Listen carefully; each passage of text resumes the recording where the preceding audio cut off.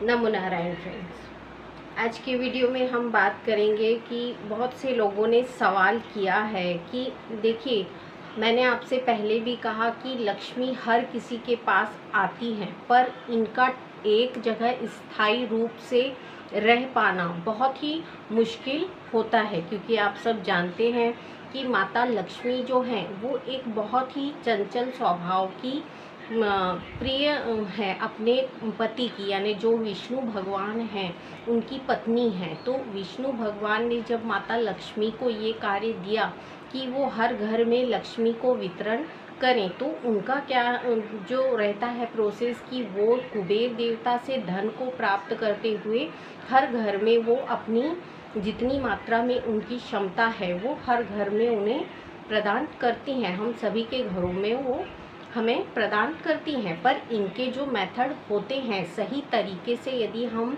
इनकी पूजा अर्चना करते हैं तो देखिए, बहुत सारी जो प्रोसेस है उन्हें सही तरीके से जब हम करते हैं तो हमें नॉलेज होता है कि माता लक्ष्मी को रोक पाना या इन्हें एक स्थायी रूप से स्थान देना किस प्रकार से संभव हो पाता है। बहुत से लोगों के सवाल ये रहते हैं कि हमारे पास धन तो बहुत आता है, वो रहता है, तब तक सुख समृद्धि रहती है, उसके उपरांत जो है हमारे घर में फिर से वही हालत या कंडीशन हो जाती है।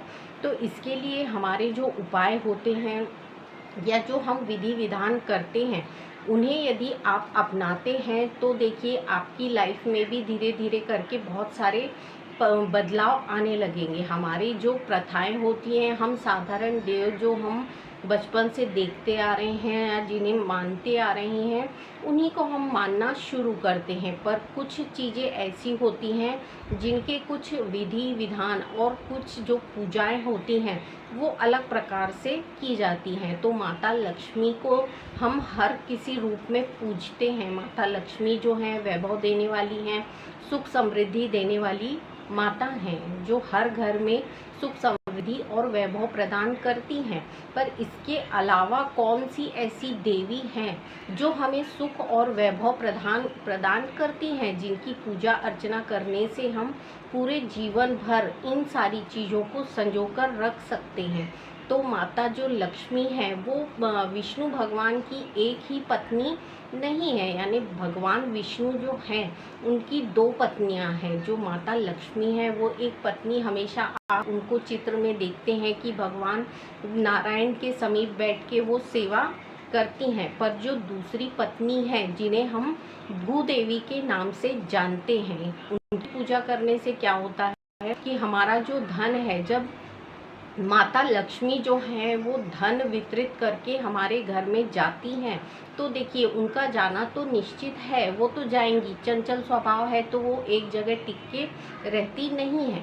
यदि हम भूदेवी को साथ में पूजते हैं तो हमारे घर में जितना धन आता है उसका 1% 2% बचत में रहना शुरू होता है। तो हम क्या करते हैं, कि हमारे जो पूजा के नियम हैं उन्हें हमें अपना लेना चाहिए। जब हम इन पूजा के नियमों को अपनाते हैं और इस प्रकार से उनकी पूजा अर्चना शुरू करते हैं तो ये क्या करती है, हमारे जो सुख वैभव ऐश्वर्य हैं उनमें क्या करती है, वृद्धि होना शुरू होती है। जब उनकी वृद्धि होना शुरू होती है, हमारे व्यापार और बिजनेस में वृद्धि होगी, तो हमारा जो धन है वो कुछ मात्रा में बचत में रहेगा, या हमारी जो जितनी भी इच्छाएं हैं उनकी पूर्ति होते हुए भी हमारे पास इतना पर्याप्त धन बचेगा कि हम उसे संचय करके रख सकते हैं, एक बचत में रख सकते हैं। हर फैमिली को अपने घर के लिए कुछ ना कुछ बचत में रखना चाहिए।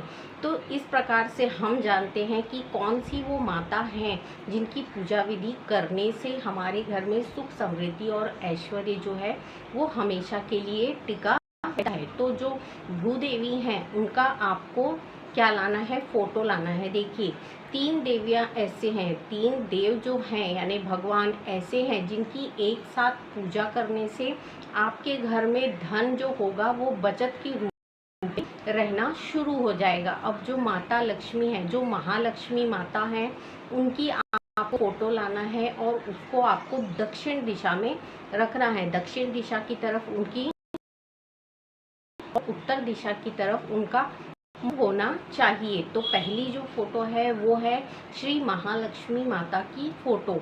अब ये दक्षिण दिशा में रहेंगी, मध्य में रहेंगी आपकी भूदेवी माता, जो भू की माता है। जितने भी माताएं हैं, माता लक्ष्मी है या माता भूदेवी हैं, ये क्या करती हैं, सुख समृद्धि को देने का कार्य हर घर में करती हैं। तो आपको 3 देव ऐसे कौन से हैं जिन्हें पूजना है।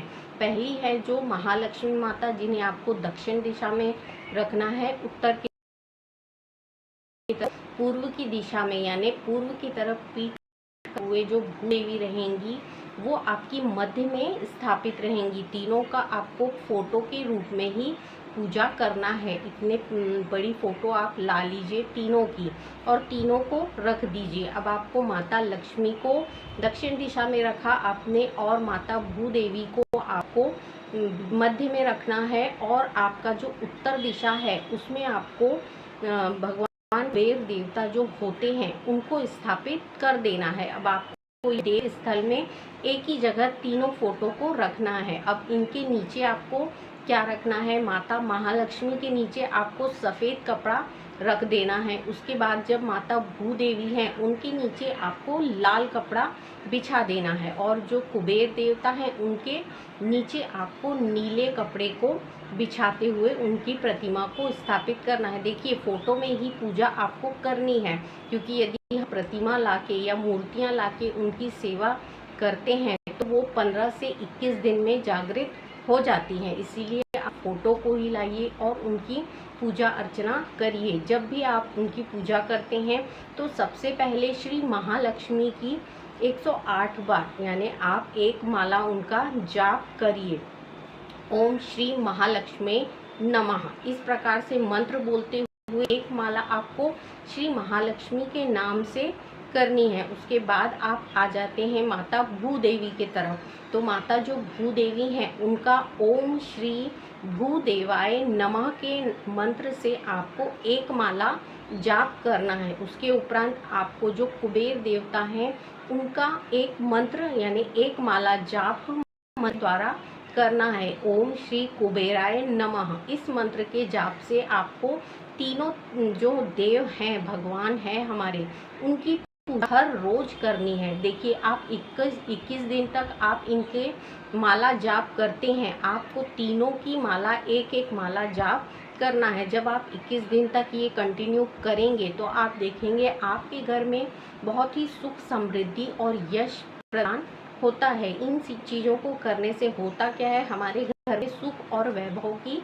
स्थापना होती है। जब आप तीनों की एक एक माला जाप कर लेंगे उसके उपरांत आपको इनको तीनों को नमस्कार करते हुए अपनी सुख और यश के लिए प्रार्थना करते हुए पूजना है। इसके लिए आप कुछ भी भोग इन्हें लगा सकते हैं। इसके उपरांत आप चाहें तो हवन दे सकते हैं।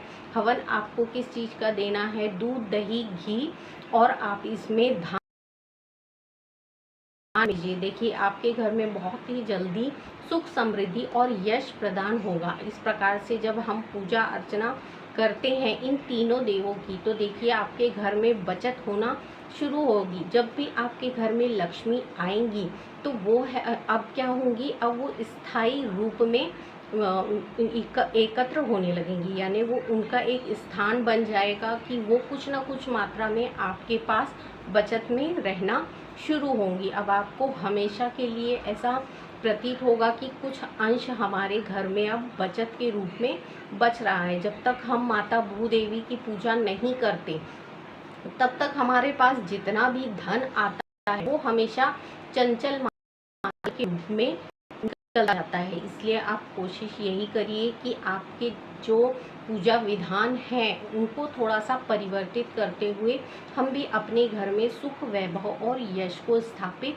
कर सकते हैं। मेरा वीडियो इसलिए था कि आपने जो क्वेश्चन किया है कि धन जो है वो हमेशा आता और जाता रहता है, स्थायी नहीं रहता, आप ये उपाय करिए 21 दिन में। देखिए आपका जो धन का प्रॉब्लम है बहुत ही जल्दी ये सॉल्व हो जाएगा और आपके घर में भी बहुत सारा धन जो है वो बचत होना शुरू हो जाएगा। आज के वीडियो में इतना ही, तब तक के लिए नमो नारायण।